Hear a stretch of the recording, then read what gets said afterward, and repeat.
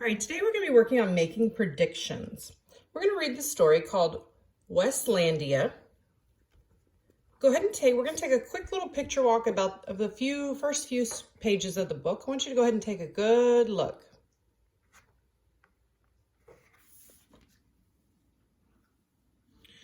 In your head, you're thinking, what do you think this story is going to be about?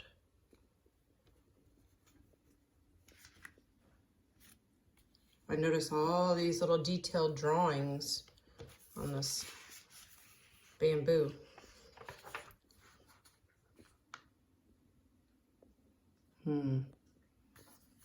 Look at their expressions. Whoa, check out his room.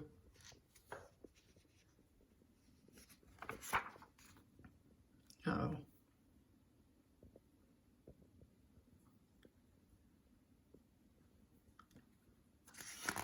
Let's look one more.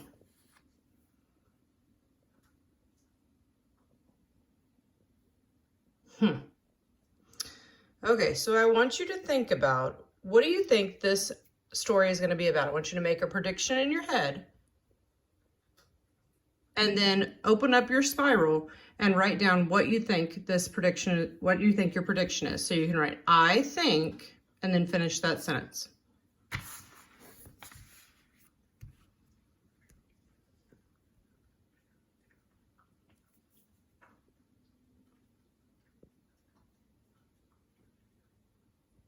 Okay, if you're done with that, we're going to go ahead and read the story now.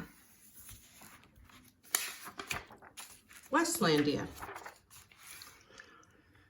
Of course he's miserable, moaned Wesley's mom. He sticks out like a nose, snapped his father. Listening through the heating vent, Wesley knew they were right. He was an outcast from the civilization around him. He alone in his town disliked pizza and soda, alarming his mother and the school nurse. He found professional football stupid. He refused to shave half his head, the hairstyle worn by all the other boys, despite his father's bribe of $5. Passing his neighborhood's two styles of housing, garage on the left and garage on the right, Wesley alone dreamed of more exciting forms of shelter. He had no friends, but plenty of tormentors. Fleeing them was the only sport he was good at.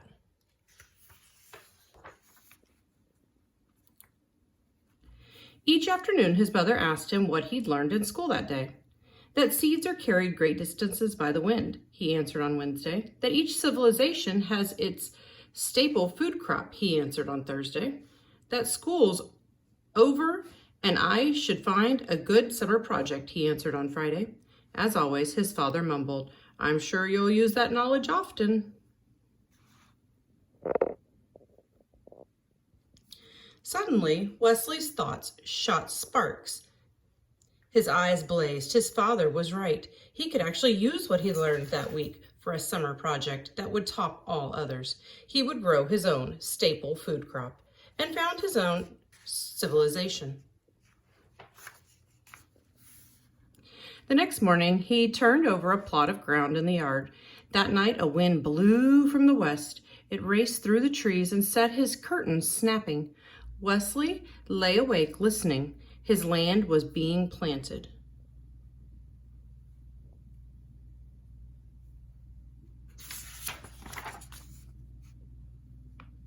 "5 days later, the first seedling appeared. You'll have almighty bedlam on your hands if you don't get those weeds out, warned his neighbor. Actually, that's my crop, replied Wesley. In this type of garden, there are no weeds. Following ancient tradition, Wesley's fellow gardeners grew tomatoes, beans, Brussels sprouts, and nothing else. Wesley found it thrilling to open his land to chance, to invite the new and the unknown. Check out his shirt.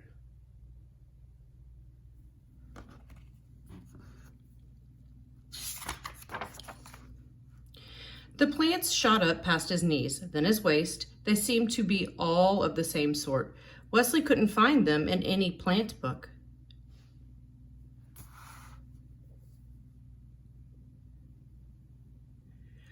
Are those tomatoes, beans, or Brussels sprouts? Asked Wesley's neighbor. None of the above, replied Wesley. Fruit appeared, yellow at first, then blushing to magenta. Wesley picked one and sliced through the rind of the juicy purple center. He took a bite and found the taste an entrancing blend of peach, strawberry, pumpkin pie, and flavors he had no name for.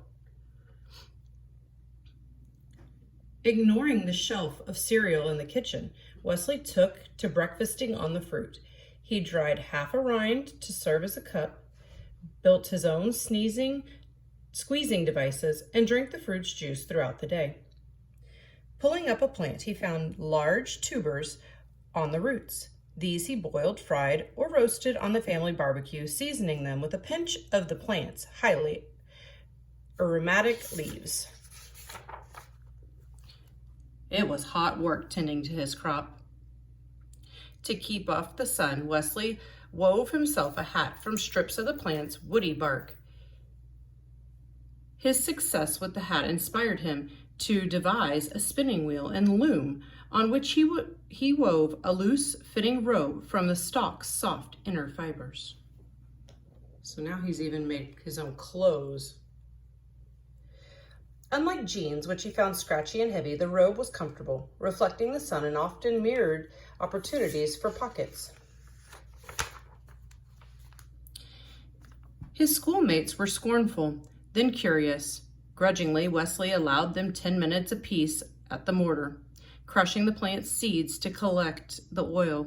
This oil had a tangy scent and served him both as suntan lotion and mosquito repellent. He rubbed it on his face each morning and sold small amounts to his former tormentors at the price of $10 per bottle. Oh gosh, now he's making money with his land here, isn't he?